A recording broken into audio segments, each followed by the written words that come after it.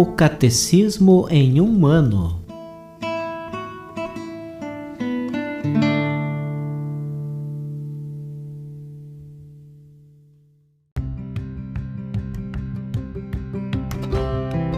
Olá, eu sou Yuri, seminarista da Diocese de Ponta Grossa, Paraná. Você está ouvindo o podcast O Catecismo em um ano. Vamos ler todo o Catecismo da Igreja Católica ao longo de 365 episódios. Estamos utilizando a tradução em português apresentada pela CNBB em 2013, baseada na edição típica em latim de 1997. Baixe o plano de leitura por meio de um link que você encontra na página do Instagram O Catecismo em um ano ou na descrição desse podcast.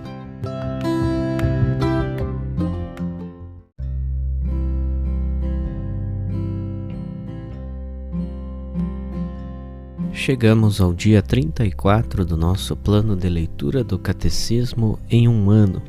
Nós estamos na primeira grande parte do Catecismo, a Profissão de Fé, na segunda sessão, que trata sobre os símbolos da fé, e estamos dentro do primeiro capítulo desta sessão, que se chama Creio em Deus Pai.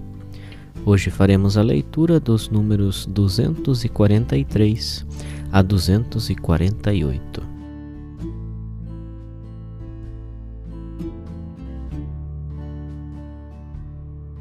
O Pai e o Filho revelados pelo Espírito. Antes de sua Páscoa, Jesus anuncia o envio de outro Paráclito, defensor, o Espírito Santo. Ele, atuante desde a criação, que falou pelos profetas, está agora junto dos discípulos e presente neles, para ensiná-los e conduzi-los à verdade plena, conforme João capítulo 16, versículo 13. Assim, o Espírito Santo é revelado como outra pessoa divina em relação a Jesus e ao Pai. A origem eterna do Espírito revela-se em sua missão temporal. O Espírito Santo é enviado aos apóstolos e à Igreja tanto pelo Pai, em nome do Filho, como pelo Filho em pessoa, depois de seu retorno para junto do Pai. O envio da pessoa do Espírito, após a glorificação de Jesus, revela em plenitude o mistério da Santíssima Trindade. A fé apostólica, no tocante ao Espírito, foi confessada pelo Segundo Concílio Ecumênico em 381, em Constantinopla. Cremos no Espírito Santo, que é Senhor e que dá a vida. Ele procede do Pai. Com isso, a Igreja reconhece o Pai como a fonte e a origem de toda a divindade. A origem eterna do Espírito Santo não deixa, porém, de estar vinculada à do Filho. O Espírito Santo, que é a terceira pessoa da Trindade, é Deus, uno e igual ao Pai e ao Filho, da mesma substância e também da mesma natureza. Contudo, não se diz que ele é somente o Espírito do Pai, mas ao mesmo tempo o Espírito do Pai e do Filho. O credo da Igreja do Concílio de Constantinopla confessa: com o Pai e o Filho, ele recebe a mesma adoração e a mesma glória. A tradição latina do credo confessa que o Espírito procede do Pai e do Filho, Filioque. O Concílio de Florença, em 1438, explicita: o Espírito Santo tem sua essência e seu ser subsistente ao mesmo tempo do Pai e do Filho, e procede eternamente de ambos, como de um só princípio e por uma única expiração. Uma vez que tudo o que é do Pai, o Pai mesmo o deu a seu Filho único, ao gerá-lo, excetuando seu ser de Pai. Esta própria procedência do Espírito Santo, a partir do Filho, ele a tem eternamente de seu Pai, que o gerou eternamente. A afirmação do Filioque não figurava no símbolo professado em 381 em Constantinopla. No entanto, com base em uma antiga tradição latina e alexandrina, o Papa São Leão já o havia confessado dogmaticamente em 447, antes que Roma conhecesse e recebesse, em 451, no Concílio de Calcedônia, o símbolo de 381. O uso desta fórmula no credo foi sendo admitido pouco a pouco na liturgia latina, entre os séculos 8 e 11. Todavia, a introdução pela liturgia latina do Filioque no símbolo niceno-constantinopolitano constitui ainda hoje um ponto de discórdia em relação às igrejas ortodoxas. A tradição oriental põe em relevo, antes de tudo, a origem primeira do Pai em relação ao Espírito. Ao confessar que o Espírito procede do Pai, conforme João 15, 26, ela afirma que o Espírito procede do Pai pelo Filho. A tradição ocidental põe em relevo primeiro a comunhão consubstancial entre o Pai e o Filho, afirmando que o Espírito procede do Pai e do Filho, Filioque. Ela o afirma de forma legítima e racional, pois a ordem eterna das pessoas divinas em sua comunhão consubstancial implica não só que o Pai seja a origem primeira do Espírito, enquanto princípio sem princípio, mas também enquanto Pai do Filho único, que seja com ele o único princípio do qual procede o Espírito Santo.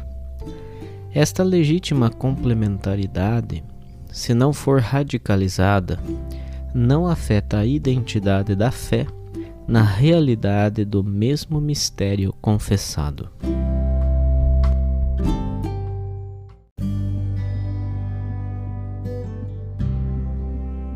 Para a reflexão do episódio de hoje, vamos fazer a leitura de uma catequese do Papa São João Paulo II sobre a Trindade no ano de 2000.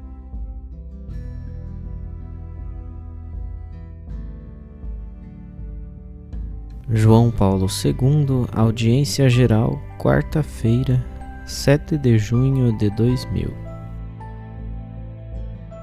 Depois de ter contemplado a glória das três pessoas divinas da criação na história e no mistério de Cristo, o olhar dirige-se para o homem, a fim de captar nele os raios luminosos da ação de Deus.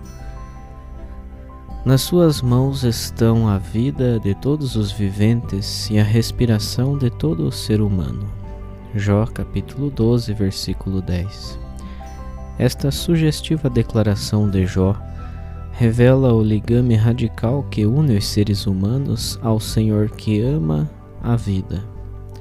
A criatura racional tem inscrita em si uma íntima relação com o Criador, um profundo vínculo constituído sobretudo pelo dom da vida, dádiva que é concedida pela Trindade mesma e comporta duas dimensões principais, como agora procuraremos explicar à luz da Palavra de Deus.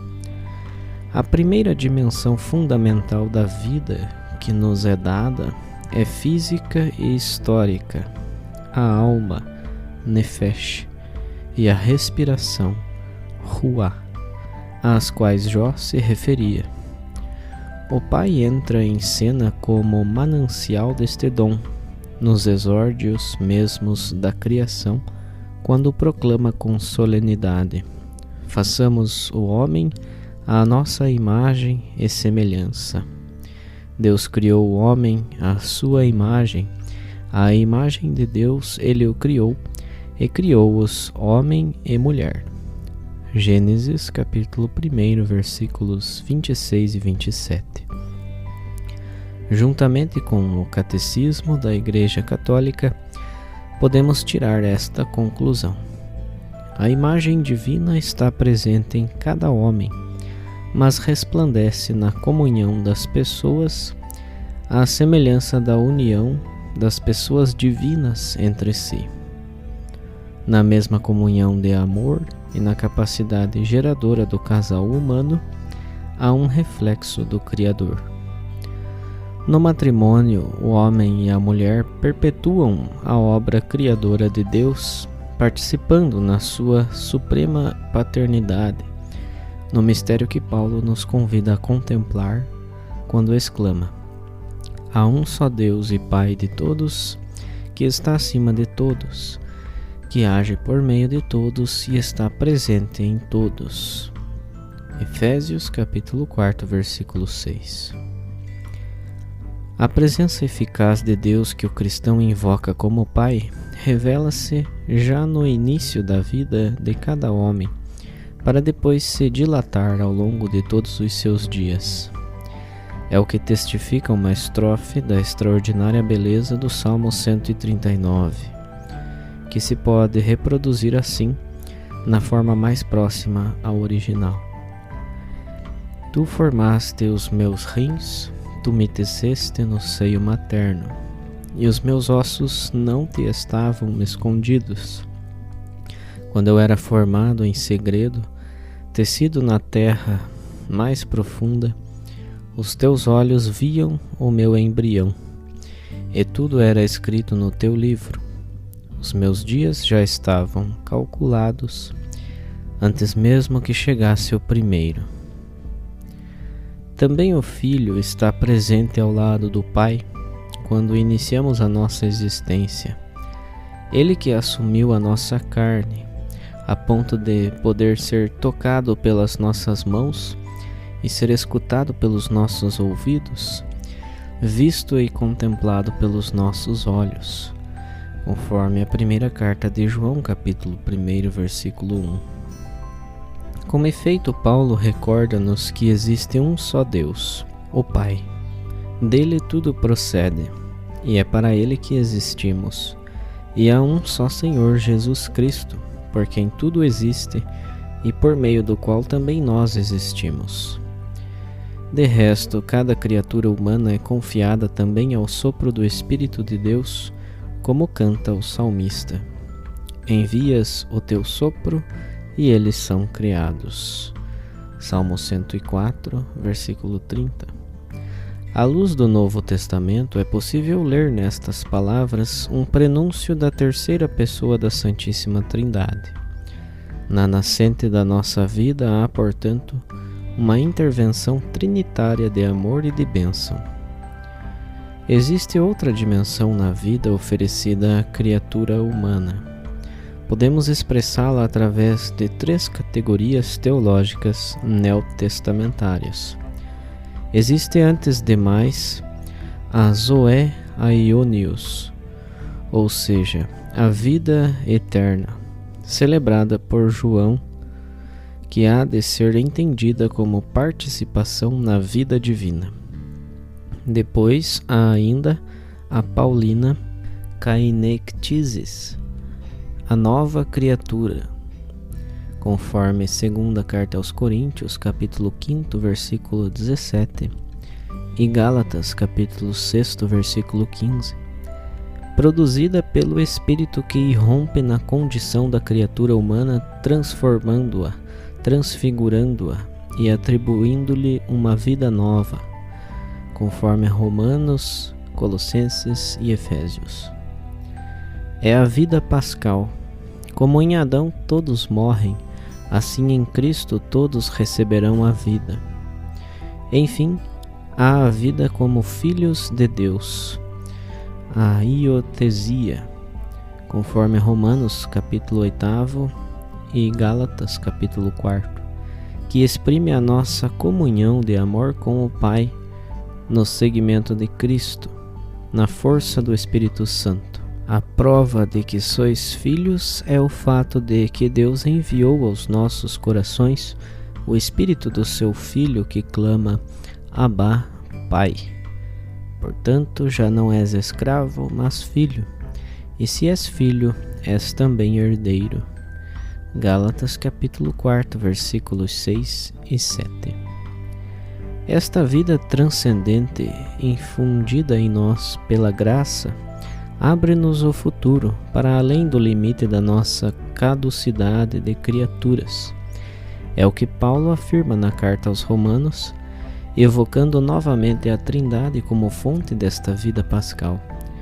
Se o Espírito daquele que ressuscitou Jesus dos mortos, ou seja, o Pai, habita em vós, aquele que ressuscitou Jesus dos mortos também dará a vida aos vossos corpos mortais, por meio do seu Espírito que habita em vós.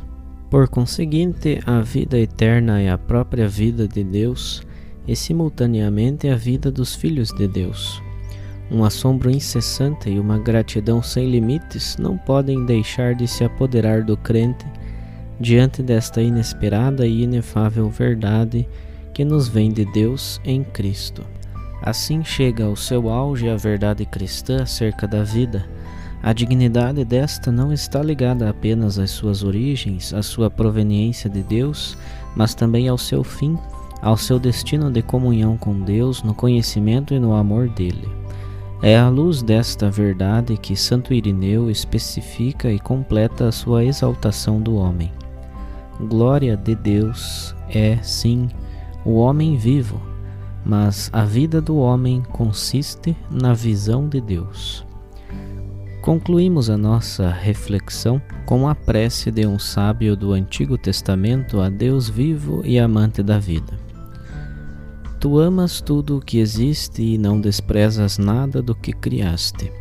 Se odiasses alguma coisa, não a terias criado.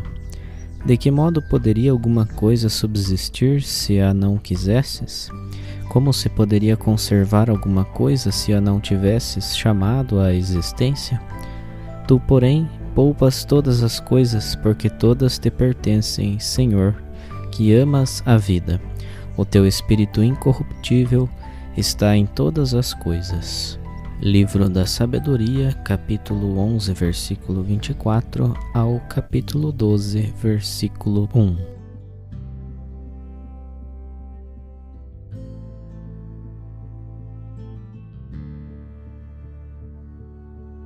Os textos das catequeses papais encontram-se na íntegra no site da Santa Sé, vatican.va.